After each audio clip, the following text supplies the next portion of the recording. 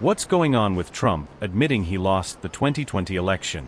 I saw this post about a J6er upset that Trump admitted he lost. But I can't find anything else. When did Trump say that? Answer: 3 days ago Lex Fridman posted a podcast interview with Donald Trump in which Trump described the 2020 election as follows. Then the second time, I got millions more votes than I got the first time. I was told if I got 63 million, which is what I got the first time, you would win, you can't not win. And I got millions of more votes on that, and lost by a whisker.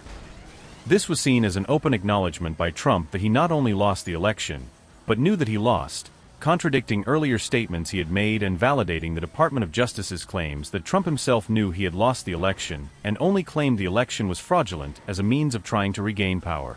Edit: for full transparency, Fridman also pressed Trump on the election question later in the interview. Lex Fridman: tough topic, but important.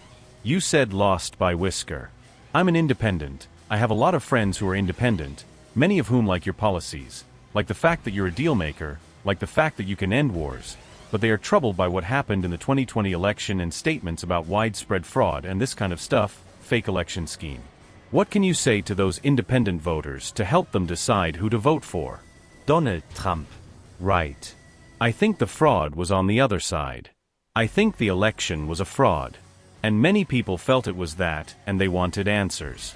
And when you can't challenge an election, you have to be able to challenge it, otherwise it's going to get worse, not better. And there are lots of ways to solve this problem. Go to paper ballots. Do it easy way, I mean the paper ballots, and you have voter ID, and you have same-day voting, and you have proof of citizenship, which is very important because we have people voting that are not citizens. They just came in and they're loading up the payrolls, they're loading up everything. They're putting students in schools.